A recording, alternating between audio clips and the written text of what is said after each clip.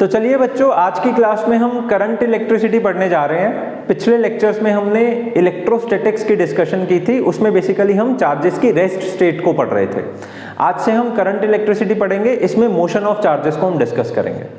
Okay, physics के अनुसार कोई भी चीज अगर मूव कर रही है, अगर मोशन में है, तो it is in the state of current, it is in the state of current. ठीक है, अगर पानी भी मूव कर रहा है तो हम उसको वाटर करंट बोलेंगे, अगर हवा मूव कर रही है तो हम उसको एयर करंट बोलेंगे। ठीक है, तो कोई भी पार्टिकल्स को जब एनर्जी दी जाती है और एनर्जी लेने के बाद वो पार्टिकल्स जब मोशन में आते हैं, that is basically known as current. ठीक है, ओके। फिजिक्स के अंदर जितने भी लॉज हम सीखते हैं, उन लॉज के ऊपर एक लॉ, जो यूनिवर्सल लॉ हम ऐसा बोल सकते हैं, वो एप्लीकेबल होता ही होता है कि जब भी कभी भी कोई भी पार्टिकल मूव करता है, ठीक है, उसके मूव करने के पीछे potential energy and kinetic energy का रोल प्ले होता है। ठीक है, तो आई मीन टू से, मान लिया जाए अगर किसी हाइट से नीचे पानी गिर रहा है, ठीक है, अगर वो पानी नीचे गिर रहा है तो हम ऐसा बोलेंगे कि हाइट के ऊपर उस पानी के पास क्या थी, पोटेंशियल एनर्जी। और जब हमने उसकी हाइट को कम किया, ओके, हाइट को उसकी कम किया, तो बेसिकली पोटेंशियल एनर्जी का क्या फॉर्मूला होता है, सबने पढ़ा हुआ है, mgh। तो अगर हमने उसकी हाइट को कम किया तो उसकी पोटेंशियल एनर्जी भी बेसिकली क्या हो गई, कम हो गई। और पोटेंशियल एनर्जी कम होते सार ही उसकी काइनेटिक एनर्जी साथ के साथ बढ़ती गई। तो ये जितना भी रोल प्ले है ना, ये सारा का सारा पोटेंशियल एनर्जी और काइनेटिक एनर्जी का ही है। एक चीज की अगर काइनेटिक एनर्जी बढ़ रही है तो अपने दिमाग में ये चीज पक्के तरीके से बिठा लो, जरूर उसकी पोटेंशियल एनर्जी क्या हो रही है, कम हो रही है। ठीक है ना। तो इसी प्रकार से जिस तरह से ऊपर से कोई भी बॉडी नीचे गिरी जाए, ठीक है, जैसे जैसे वो बॉडी नीचे आती है उसकी काइनेटिक एनर्जी इंक्रीज होती जाती है, होती जाती है। क्यों होती जाती है? क्योंकि उसकी पोटेंशियल एनर्जी डिक्रीज होती जाती है। तो अगर मैं 100 बातों की एक बात आपको बताऊं तो वो ये है कि हाइट के ऊपर जितनी भी पोटेंशियल एनर्जी थी, वो पोटेंशियल एनर्जी कन्वर्ट होती गई किसमें, काइनेटिक एनर्जी में। आई मीन टू से, अगर हाइट के ऊपर इसके पास 100 पोटेंशियल एनर्जी थी, तो जैसे जैसे नीचे गिरा इसकी 50 रह गई, फिर 40 रह गई, फिर 30 रह गई, फिर 20 हो गई एंड फिर 0 हो गई। तो आई मीन टू से इस पूरे के पूरे प्रोस्पेक्टिव में पोटेंशियल एनर्जी फॉल कर रही है। ओके, जब इसकी पोटेंशियल एनर्जी बेटा 50 रह गई ना, मतलब 50 कम हो गई, तो इसकी जो काइनेटिक एनर्जी थी, this is for potential energy and this is for kinetic energy, तो इसकी जो काइनेटिक एनर्जी थी वो 50 ज्यादा हो गई थी। ठीक है ना। तो स्टार्टिंग में जब इसकी 100 पोटेंशियल एनर्जी थी, इसकी 0 काइनेटिक एनर्जी थी। मिड में जब इसकी 50 पोटेंशियल एनर्जी हो गई, इसकी काइनेटिक एनर्जी उठाकर 50 हो गई। ठीक है, इसकी 40 पोटेंशियल एनर्जी होगी, इसकी काइनेटिक एनर्जी 60 हो गई। इसकी 30 पोटेंशियल एनर्जी होगी तो इसकी काइनेटिक एनर्जी 70 हो गई।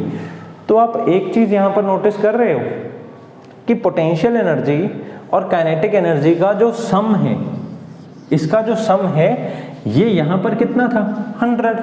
ओके, जब मैंने यहां पर नोटिस किया, यहां भी कितना है, 100। जब मैंने यहां पर नोटिस किया, यहां भी कितना है, 100। तो यहां पर हम एक बेसिक प्रिंसिपल बनाते हैं। वो प्रिंसिपल ये है कि चाहे कोई भी बॉडी कितनी भी स्पीड से मूव करे या रेस्ट पर रहे, उसकी टोटल एनर्जी हमेशा क्या होती है, सेम होती है। ओके, जिस बच्चे ने ये बात समझ ली ना, वो अब चार्जेस का फ्लो इतने बढ़िया तरीके से समझेगा, उसको किसी भी तरह का कोई डाउट नहीं रहेगा। तो बेटा, इलेक्ट्रोस्टैटिक्स में हम चार्जेस को ना रेस्ट पे रख रहे थे। जब वो चार्ज हमारा रेस्ट पर था, मान लीजिए ये चार्ज हमारा रेस्ट पर था, रेस्ट पर होने के बावजूद भी अपने आले दुआले क्या बना रहा था, एक इलेक्ट्रिक फील्ड बना रहा था। तो अगर ये अपने आसपास एक इलेक्ट्रिक फील्ड बना रहा था, उस इलेक्ट्रिक फील्ड में जो भी दूसरा चार्ज आता था, उस दूसरे चार्ज के ऊपर क्या लगती थी, फोर्स लगती थी। ठीक है, अब एक चीज को जरा समझो कि अगर इस चार्ज के पास कुछ एनर्जी होगी तभी तो वो इसके ऊपर फोर्स लगा पाएगा। बिना एनर्जी के, बिना ताकत के क्या आप किसी दूसरे के ऊपर वर्क कर सकते हो, क्या नहीं कर सकते। ठीक है ना। तो इस चार्ज के पास कुछ एनर्जी थी, तो ये रुके हुए चार्ज की एनर्जी थी, मतलब रेस्ट वाले चार्ज की एनर्जी थी, तो मतलब इसकी काइनेटिक एनर्जी कितनी होगी, 0। और इसकी पोटेंशियल एनर्जी कितनी होगी, सबसे ज्यादा सबसे ज़्यादा। ओके, तो यहाँ पर हम ज़रा कनेक्ट करते हैं। जब मैं इलेक्ट्रोस्टैटिक्स आपको पढ़ा रहा था उस समय मैंने आपको बोला था कि किसी भी चार्ज की जो पोटेंशियल एनर्जी होती है वो पोटेंशियल एनर्जी होती है 1/4 pi epsilon naught Q upon R. बताया था या नहीं? ठीक है ना, किसी भी चार्ज की जो पोटेंशियल एनर्जी होती है वो होती है 1/4 pi epsilon naught Q upon R. और ये रुके हुए चार्ज की पोटेंशियल एनर्जी होती है। किसकी होती है? रुके हुए चार्ज की। ठीक है ना, तो अगर बेटा ये रुके हुए चार्ज की पोटेंशियल एनर्जी होती है तो मतलब काइनेटिक एनर्जी क्या होगी? जीरो। चार्ज रुका हुआ है तो वेलोसिटी जीरो है। ठीक है, तो मतलब ये जो पोटेंशियल एनर्जी होगी ये मैक्सिमम होगी। तो अपने दिमागों में एक चीज अच्छे से बिठा लो कि पूरे इलेक्ट्रोस्टैटिक्स में जो चार्ज दूसरे चार्जेस के ऊपर फोर्सेस लगा रहा था वो ऐसे ही नहीं लगा रहा था, उसके पास कुछ एनर्जी थी। वो एनर्जी कौन सी थी? पोटेंशियल एनर्जी थी। उस पोटेंशियल एनर्जी को हमने कैलकुलेट किया था इस फॉर्मूले से। एम आई क्लियर और नॉट? ठीक है ना, तो आप सबके दिमाग अब एकदम तैयार हैं करंट इलेक्ट्रिसिटी सीखने के लिए। ओके, तो करंट इलेक्ट्रिसिटी के अंदर ना हम इन चार्जेस को काइनेटिक एनर्जी देने वाले हैं। मतलब क्या देने वाले हैं? वेलोसिटी देने वाले हैं। ठीक है, अब डिपेंड करता है मटेरियल के ऊपर। कुछ मटेरियल्स ऐसे होते हैं जो चार्जेस को मूव करवाने के लिए अलाउ ही नहीं करते। कुछ मटेरियल्स ऐसे होते हैं जो चार्जेस का मोशन अलाउ करते हैं। तो बेसिकली जो मटेरियल्स चार्जेस का मोशन अलाउ करते हैं उन मटेरियल्स को हम नाम देते हैं कंडक्टर्स। जो मटेरियल्स चार्जेस का मोशन नहीं अलाउ करते उनको हम नाम देते हैं insulators. Okay, now for example if this is a conductor, तो इस कंडक्टर के मैं यहां पर जब चार्ज रखूंगा ना वो चार्ज मेरे को यहां पर एक्सपीरियंस हो जाएगा। समझ गए? तो कंडक्टर की पहचान आपको कैसे करनी है? उसके एक किनारे पर चार्ज रख दो, उस किनारे पर रखे हुए चार्ज को अगर आप यहां पर एक्सपीरियंस कर पाओ ना तो भाई साहब समझ लेना ये क्या है? कंडक्टर है। तो मान लिया जाए अगर आपने इस कंडक्टर के यहां चार्ज रखा और वो आपको यहां पर एक्सपीरियंस नहीं हो रहा, वो सिर्फ और सिर्फ यहीं पर ही एक्सपीरियंस हो रहा है, इसका मतलब ये है कि ये पूरे के पूरे मटेरियल ने अलाउ ही नहीं किया उस चार्ज को फ्लो करना। ठीक है, तो अगर इस पूरे के पूरे मटेरियल ने अलाउ ही नहीं किया उस चार्ज का मोशन, तो what we say, we will say this material is insulator. ठीक है, ओके। अब कुछ मटेरियल्स ऐसे होते हैं जो बिहेव तो इंसुलेटर्स की तरह करते हैं पर बहुत ही जल्द मान जाते हैं, मतलब चार्ज को मूव करवाने के लिए वो राजी हो जाते हैं। उन मटेरियल्स का बेसिकली नाम होता है डाइलेक्ट्रिक्स। ठीक है, बड़ा इंटरेस्टिंग सा टॉपिक है।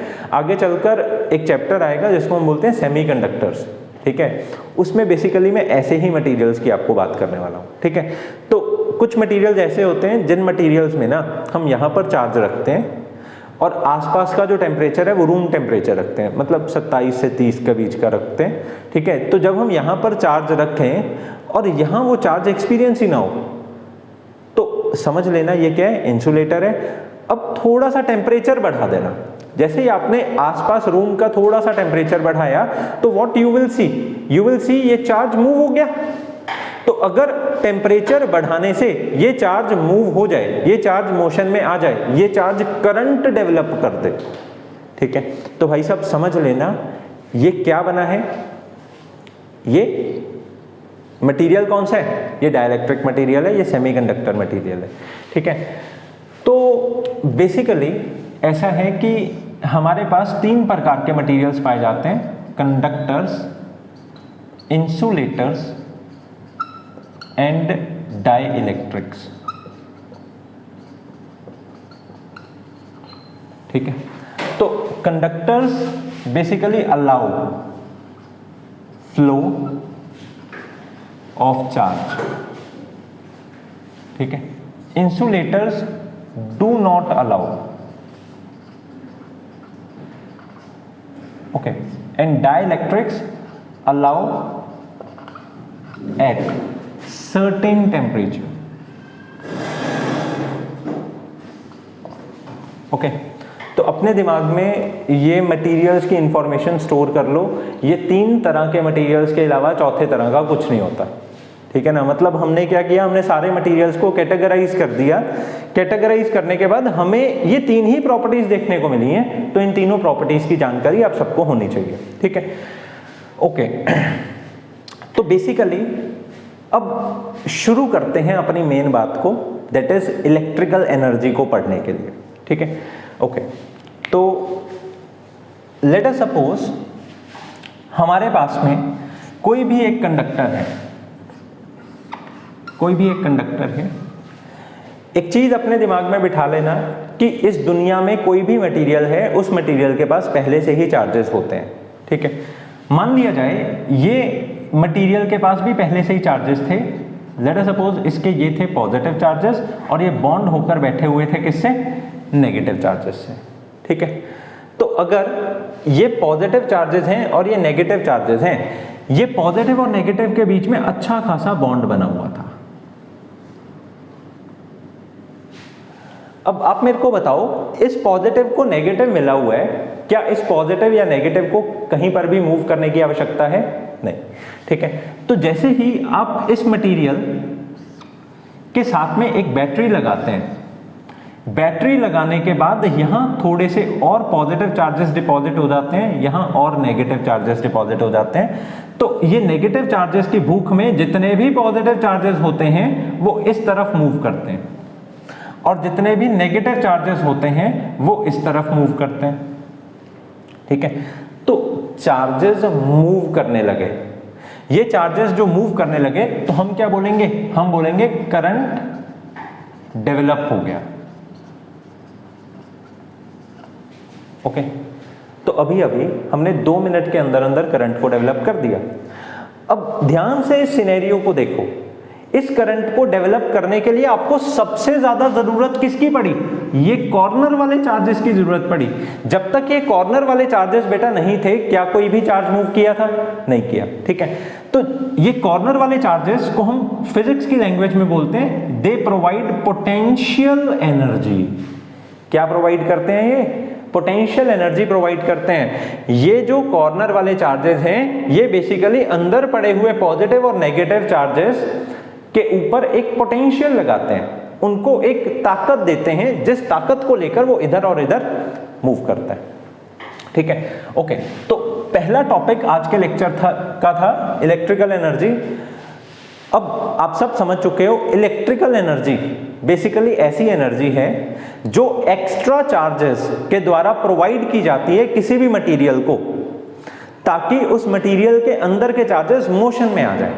This is basically electrical energy, समझ गए? ओके, तो इलेक्ट्रिकल एनर्जी का सारा कंसेप्ट आपको समझ में आ गया, ठीक है।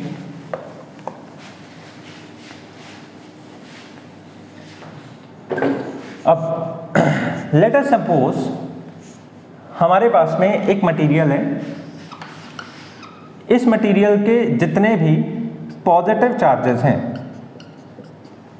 और जितने भी नेगेटिव चार्जेस हैं, ये सारे मोशन में हैं, ठीक है। अब आपको अच्छे से समझ में आ चुका है कि हमेशा पॉजिटिव चार्जेस एक डायरेक्शन में मूव करते हैं एंड नेगेटिव चार्जेस उल्टी डायरेक्शन में मूव करते हैं।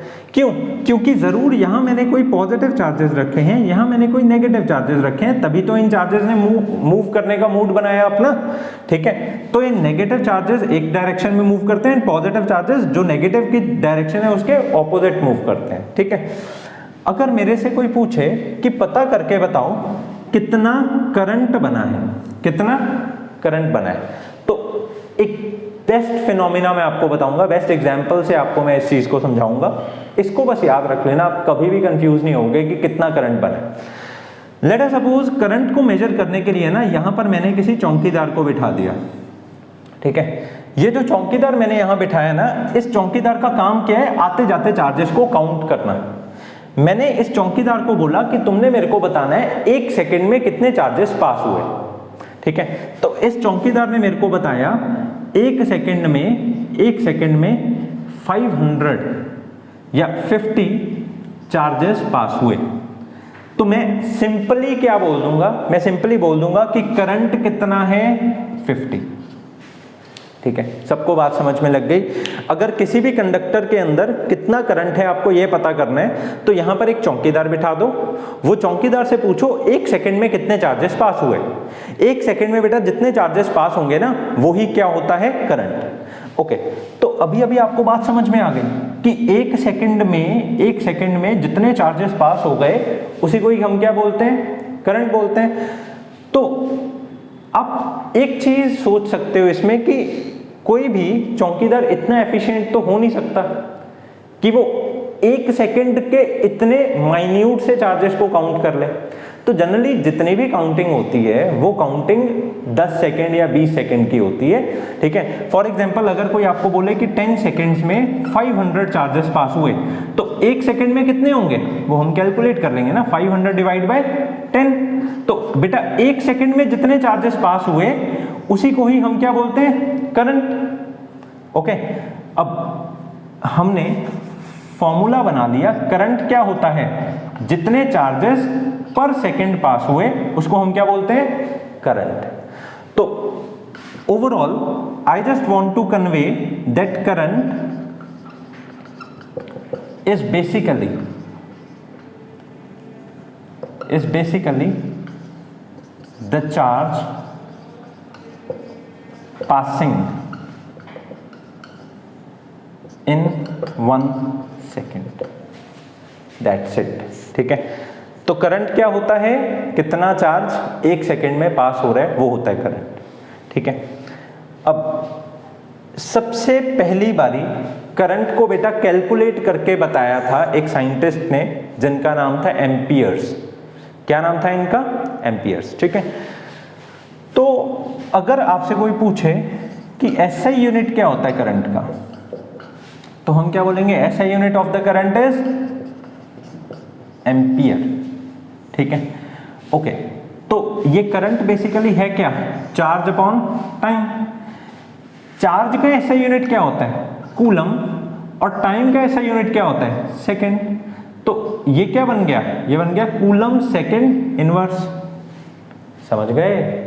ओके, तो हम जनरली करंट का एक और एसआई यूनिट भी बोल सकते हैं, that is coulomb second inverse, ठीक है। तो बेटा दो एसआई यूनिट्स अभी अभी हमने बना लिए करंट के, एक तो है एम्पियर, दूसरा है कूलम सेकेंड इनवर्स। अगर किसी भी न्यूमेरिकल में आपको करंट जो है वो कूलम सेकेंड इनवर्स में आ जाए, आपको कोई भी वैल्यू अगर कूलम सेकेंड इनवर्स में आ जाए तो समझ लेना वो करंट ही है। अगर आपको कोई भी वैल्यू एम्पियर्स में आ जाए तो समझ लेना वो भी करंट ही है, ठीक है। ओके, अब अगली बात, एसआई यूनिट पढ़ लिया। करंट फॉर्मेशन कैसे होती है वो हमने पढ़ लिया। करंट फॉर्मेशन होती है जब एक तरफ आप पॉजिटिव चार्जेस रख दो और दूसरी तरफ आप नेगेटिव चार्जेस रख दो, तो पॉजिटिव चार्जेस मूव होंगे एक तरफ और नेगेटिव चार्जेस मूव होंगे उल्टी तरफ, ठीक है। तो इस तरह से करंट बेसिकली मूव किया करता है। अब एक छोटी सी बात याद रखना, ये बेसिकली जब आप 9th या 10th में करंट को पढ़ रहे थे ना सबसे पहली दफा, तो एनसीईआरटी की बुक्स में एक ब्लू बॉक्स में ये बात लिखी हुई होती है कि negative charges always moves in opposite direction to the flow of current. समझ गए भाई साहब, हम जिस डायरेक्शन में करंट का फ्लो इमेजिन करते हैं ना, जिस डायरेक्शन में हम करंट का फ्लो बेसिकली कन्वेक्शनल तरीके से मानते हैं, नेगेटिव चार्जेस उसके हमेशा ऑपोजिट डायरेक्शन में चल रहे होते हैं। बिठा लेना अपने दिमाग में, ठीक है। तो इस समय ये नेगेटिव चार्जेस किधर चल रहे हैं, इस दिशा में चल रहे हैं, ठीक है। तो अगर नेगेटिव चार्जेस इस दिशा में चल रहे हैं तो मैं करंट को किस दिशा में मानूं, तो मैं करंट को मानूंगा इस दिशा में।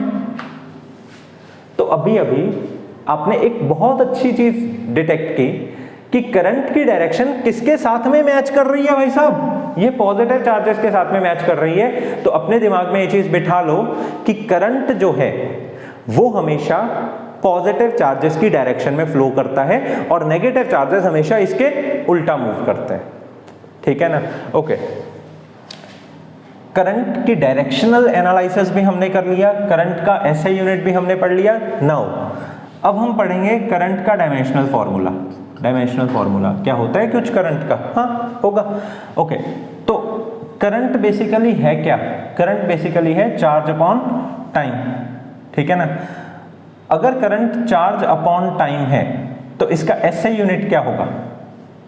देखो, करंट का एसआई यूनिट बेसिकली एम्पियर से ही डिनोट होता है। किससे डिनोट होता है? ओनली एम्पियर से। तो हम क्या बोलेंगे? करंट कोई भी मास पर नहीं डिपेंड करता, कोई भी लेंथ पर नहीं डिपेंड करता, कोई भी बेटा टाइम पर नहीं डिपेंड करता, it only depends upon amperes. ठीक है, तो एम्पियर्स से ही हम करंट का डायमेंशनल फॉर्मूला मान लिया करते हैं। ठीक है, तो करंट के बारे में जितनी भी इंट्रोडक्शन थी वो बस इतनी थी। अब आगे की आगे हम टॉपिक्स को पढ़ते जाएंगे।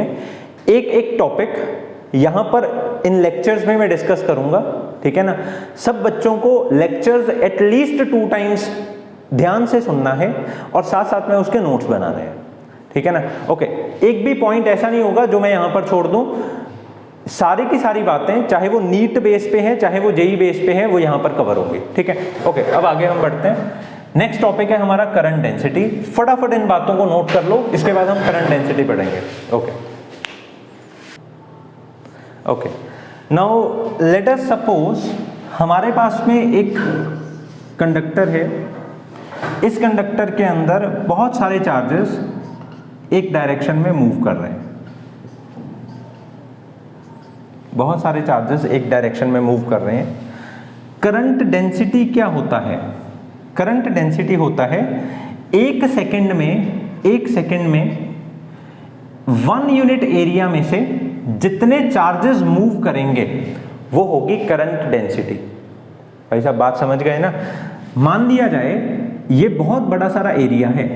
इस इतने बड़े सारे एरिया में से ये है सिर्फ 1 unit area. This is only 1 unit area. इसकी लेंथ भी 1 है और इसकी ब्रेड्थ भी 1 है। तो जितने चार्जेस एक सेकंड में इस एरिया में से मूव करेंगे ना, उसको मैं बोलूंगा करंट डेंसिटी। उसको मैं बोलूंगा करंट डेंसिटी। ओके, तो करंट डेंसिटी का बेसिकली सिंबल क्या होता है? इसका सिंबल होता है J। ठीक है, तो अभी हमने पढ़ा कि करंट डेंसिटी क्या होगा? करंट जो 1 यूनिट एरिया में से पास कर रहा है, करंट पर यूनिट एरिया में से जो पास कर रहा है, दैट इज करंट डेंसिटी। और ये जो करंट डेंसिटी है इसको हम डिनोट करते हैं J से। ओके, अब आपने एक चीज नोटिस की यहां पर कि करंट हमेशा तब बनता है जब सारे के सारे चार्जेस एक ही डायरेक्शन में मूव कर रहे हो।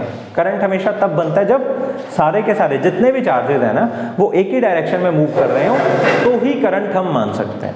ठीक है, लेट अस सपोज अगर कोई भी एक ऐसा कंडक्टर है जिसमें कुछ चार्जेस इस डायरेक्शन में मूव कर रहे हैं, कुछ चार्जेस इस डायरेक्शन में मूव कर रहे हैं, कुछ इधर कुछ इधर, तो आप यहां पर क्या देख रहे हो? जितने एक डायरेक्शन में मूव कर रहे हैं उतने ही ऑपोजिट डायरेक्शन में मूव कर रहे हैं। तो यहां पर बेसिकली करंट कितना हो गया? 0 हो गया ना, क्योंकि बेसिकली तो एक जगह से दूसरी जगह तक कोई चार्ज पहुंचा ही नहीं। जितने इधर को चले उतने इधर को चले, तो नेट करंट कितना हो गया? 0 हो गया। तो आप अपने दिमाग में बेटा एक चीज बिठा लो, करंट हमेशा तब होता है जब एक जगह से दूसरी जगह तक स्पेसिफिकली हमारा चार्ज मूव करे। ठीक है, ओके। तो जितने चार्जेस एक यूनिट एरिया में से एक जगह से दूसरी जगह की दिशा में मूव करें उसको हम बोलते हैं करंट डेंसिटी। समझ गए? अब इसके साथ में आप ये भी समझ गए होंगे कि ये जो करंट डेंसिटी का टॉपिक है ये बेसिकली डायरेक्शन पर बहुत ज़्यादा डिपेंड करता है। ठीक है ना, तो इसीलिए मैं इसको क्या बोल सकता हूँ? This is a vector quantity. This is a vector quantity. तो अगर ये वेक्टर क्वांटिटी है तो हम क्या बोल सकते हैं कि करंट डेंसिटी को जब हम एरिया से मल्टीप्लाई कर देंगे तो हमारे पास में क्या आ जाएगा? करंट आ जाएगा, I आ जाएगा। अब बेटा ये जो एरिया होता है, ये एरिया भी हमारे पास, ये एरिया भी एक वेक्टर क्वांटिटी होती है। तो ये जो करंट है ये क्या होता है? करंट को मैं क्या बोल सकता हूं? Number of charges passing in 1 second. ठीक है, इसी को ही मैं बोल सकता हूं ना करंट। ठीक है, तो आप समझ चुके हो कि एरिया की भी डायरेक्शन होती है, करंट डेंसिटी की भी डायरेक्शन होती है, इन दोनों की डायरेक्शंस होती हैं। ठीक है, और इक्वल टू में हमारे पास क्या आया? करंट आया। अब दो वेक्टर वाली चीजें मल्टीप्लाई होकर एक ऐसी चीज दे रही हैं जो नंबर है, मतलब एक स्केलर वाली चीज दे रही हैं।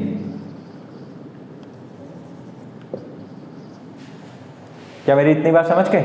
तो दो वेक्टर क्वांटिटीज का प्रोडक्ट होने के बाद अगर आपको कोई स्केलर क्वांटिटी मिले तो बेसिकली ये जो प्रोडक्ट होता है बेटा, ये स्केलर प्रोडक्ट होता है। कौन सा प्रोडक्ट होता है?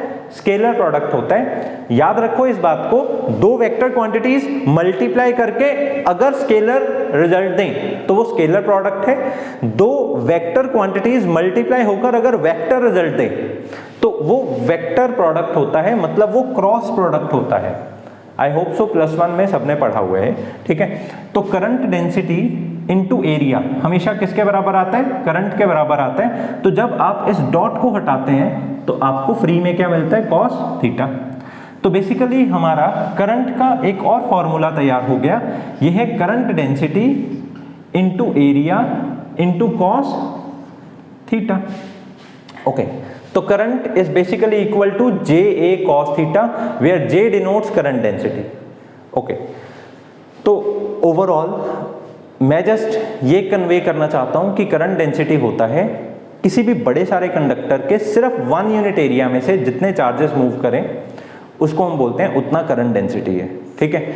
और करंट डेंसिटी का फॉर्मूला होता है करंट थ्रू 1 यूनिट एरिया, और उस करंट डेंसिटी को जब हम एरिया से मल्टीप्लाई कर दें तो वो हमेशा करंट के बराबर आता है, क्योंकि ये मल्टीप्लिकेशन एक स्केलर मल्टीप्लिकेशन है। तो उस डॉट को हटाकर हमने क्या लगाया? कॉस थीटा लगाया, ठीक है। ओके, तो करंट डेंसिटी पढ़ ली, करंट एनर्जी, इलेक्ट्रिकल एनर्जी के बारे में पढ़ लिया, फॉर्मेशन ऑफ करंट के बारे में पढ़ लिया कि कैसे करंट फॉर्म होता है, एक तरफ कैसे पॉजिटिव ले जाए जाते हैं, दूसरी तरफ कैसे नेगेटिव ले जाए जाते हैं ताकि वो चार्जेस फ्लो करें। अब लास्ट टॉपिक पढ़ेंगे, that is types of current. बेटा हमारे पास जो करंट की टाइप्स हैं वो इन जनरल 4 टाइप्स हैं, ठीक है। इसको समझना बस इंपॉर्टेंट है क्योंकि ये नाम अक्सर यूज किए जाते हैं, ठीक है। एक करंट है डायरेक्ट करंट। बेटा कभी भी अगर टाइम के चेंज होने से आपका करंट ना चेंज हो तो ऐसे का करंट होता है डायरेक्ट करंट, DC, ठीक है। जितने भी करंट्स बैटरीज के द्वारा, जितने भी करंट्स इन्वर्टर्स के द्वारा या किसी भी स्टोरेज सोर्सेज के द्वारा आपको प्रोवाइड किए जाते हैं वो सारे के सारे डायरेक्ट करंट ही होते हैं। कभी भी आप ऐसा नहीं देखोगे कि कोई भी जो बैटरी है उसमें से किसी समय पर 5 चार्जेस निकल रहे हैं, किसी समय पर 50 चार्जेस निकल रहे हैं, उसमें इक्वल अमाउंट ऑफ चार्ज ही निकलता है, ठीक है ना। तो ऐसे के करंट, अब मैं इसका एक छोटा सा ग्राफ भी ड्रॉ करके दिखा देता हूं। ऐसे के करंट्स जो टाइम के हिसाब से चेंज ही ना हो उनको क्या बोलेंगे? Direct current. और अगर ये डायरेक्ट करंट कम हुआ तो ये सीधा ही जीरो ही हो जाए, ये बीच की कोई वैल्यू नहीं होती इसकी, या तो ये फुल होता है या फिर जीरो होता है। या तो हमारी जो इन्वर्टर की बैटरी है वो लाइट्स को ऑन रखती है या फिर वो एकदम स्विच ऑफ कर देते हैं, वो कभी डिम नहीं करती है लाइट को, समझ गए ना। या तो उससे चार्ज फुल निकलता है या फिर उससे चार्ज हमेशा जीरो निकलता है। तो ये एक एग्जांपल है डायरेक्ट करंट की, दिस इज फॉर DC।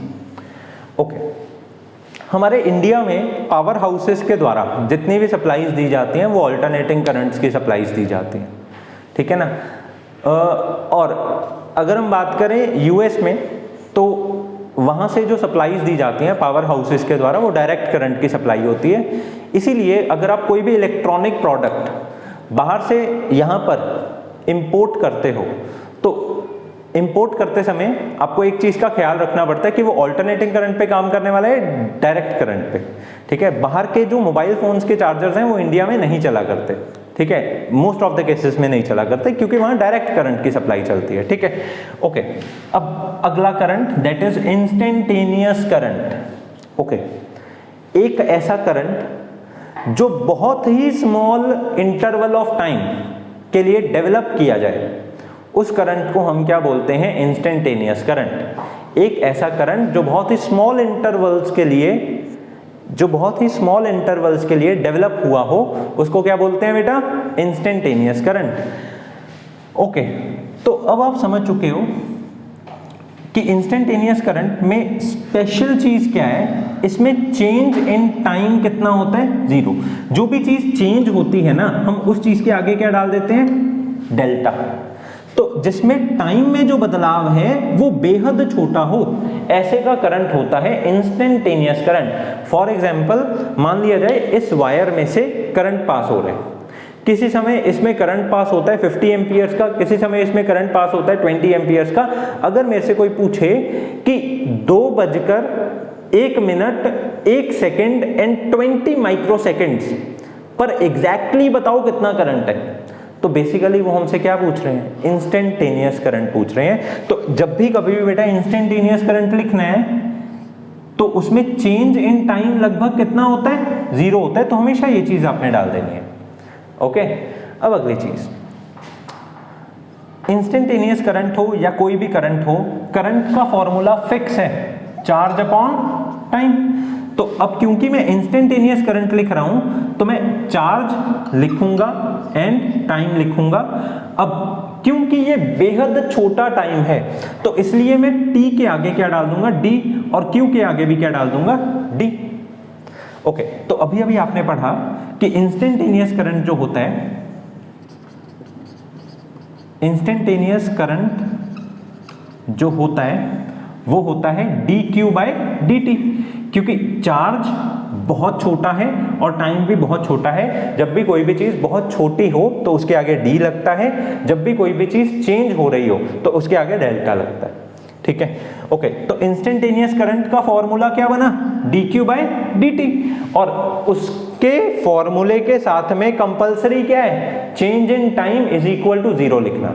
ठीक है जी, ओके, तो इंस्टेंटेनियस करंट का भी पता लग गया, डायरेक्ट करंट का भी पता लग गया। इसके बाद बात करते हैं वेरिएबल करंट का। आप सबको पता है ऐसा करंट जो बार बार टाइम के साथ में चेंज हो रहा हो। फॉर एग्जाम्पल एक ग्राफ ड्रॉ करते हैं वेरिएबल करंट का। This one is for direct current, this is for instantaneous current. Okay, this is for direct variable current, variable. ठीक है, इस एक्सिस पर मैंने टाइम दिया, इस एक्सिस पर मैंने करंट लिया। लेट अस सपोज मैंने ऐसा ग्राफ ड्रॉ कर दिया, तो इसका क्या मतलब है, जब टाइम मान लो 1 सेकेंड था तब करंट था इतना, जब टाइम 2 सेकेंड है तब करंट हो गया इतना, जब टाइम 3 सेकेंड है तब करंट हो गया इतना। तो करंट फॉर एवरी सेकेंड क्या हो रहा है, चेंज हो रहा है। तो ऐसे के करंट को हम क्या बोलेंगे, वेरिएबल करंट। ठीक है ना, ओके। अब आखिरी बात, ऑल्टरनेटिंग करंट। कोई भी ऐसा करंट जो इक्वल इंटरवल्स में चेंज हो उसको we use to call alternating current. ठीक है, जो ऑल्टरनेट हो रहा हो, मतलब कभी पॉजिटिव कभी नेगेटिव, फिर अनदर टाइम पॉजिटिव फिर another time negative, such a type of current को हम क्या बोलते हैं, ऑल्टरनेटिंग करंट। ठीक है, तो बेटा ऑल्टरनेटिंग करंट की बेस्ट एग्जांपल ये है कि मान लिया जाए ये टाइम है और ये करंट है। अगर आपने देखा 2 सेकंड पर ये करंट इतना है, फिर 3 सेकंड पे, मतलब ऐसा मान लो this is 1 second, this is 2 second, this is 3 second, this is 4 second, 5 second, 6 second, 7 second, 8 second. तो फर्स्ट 2 सेकंड्स में ये यहां पर पहुंचा, अनदर 2 सेकंड्स में ये यहां पर पहुंचा। ठीक है, नेक्स्ट 2 सेकंड्स में ये नेगेटिव हो गया, अनदर 2 सेकंड्स में पॉजिटिव हो गया, फिर 9, 10, फिर नेक्स्ट 2 सेकंड्स में पॉजिटिव हो गया। तो आप एक चीज नोटिस कर रहे हो कि फर्स्ट 4 सेकंड्स में इसने ये कर्व बनाया, नेक्स्ट 4 सेकंड्स में इसने ये करंट बनाया, अब अनदर 4 सेकंड्स में उसने अपने कर्व को क्या किया, रिपीट किया। तो जब भी कभी भी इक्वल इंटरवल ऑफ टाइम में वो अपने आप को रिपीट करे तो such a type of current को हम क्या बोलते हैं, alternating current. They use to alternate. Alternate का क्या मतलब है, एक बार ही सीधा एक बार उल्टा, एक बार सीधा एक बार उल्टा। तो इसी टाइप ऑफ करंट को हम क्या बोलते हैं, ऑल्टरनेटिंग करंट। हमारे घरों में भी जो सप्लाई आती है वो ऑल्टरनेटिंग करंट्स में ही आती है, और हमें जितने भी चार्जर्स के एडेप्टर्स लगाने पड़ते हैं, ठीक है, वो इसीलिए लगाने पड़ते हैं क्योंकि हम बेसिकली आने वाली पावर हाउस से आने वाली सप्लाई को अपने मोबाइल फोन्स को प्रोवाइड करते हैं, मतलब उनकी बैटरीज को प्रोवाइड करते हैं, और बैटरीज में कौन सा करंट चलता है, डायरेक्ट करंट। तो ताकि वो ऑल्टरनेटिंग करंट जो बार बार फ्लक्चुएट हो रहा है वो एक डायरेक्ट करंट बन जाए, इसलिए हम चार्जर के एडेप्टर्स लगाते हैं। ठीक है ना, तो आप अपने दिमाग में ऐसा भी बैठा सकते हो कि जितने भी एडाप्टर्स होते हैं चार्जर्स के, वो बेसिकली ऑल्टरनेटिंग करंट को डायरेक्ट करंट में चेंज करते हैं।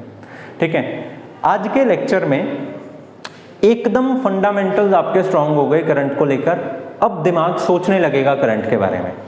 इस लेक्चर को कम से कम 2 बार सुनिए, प्रॉपरली इसके नोट्स बनाइए। जितनी भी बातें मैंने आपको इंपॉर्टेंट बताई हैं, ठीक है ना, उन बातों को चाहे चैटिंग लैंग्वेज में चाहे किसी भी लैंग्वेज में आप नोट करिए, ठीक है ना। नेक्स्ट लेक्चर में हमारा टॉपिक होगा ड्रिफ्ट करंट। हम देखेंगे कि ये जो करंट मूव करता है इसकी वेलोसिटी क्या होती है और कैसे हम उसकी कैलकुलेशंस करते हैं। This is all for today. बाकी की बातें अगले लेक्चर में करेंगे। Thank you so much.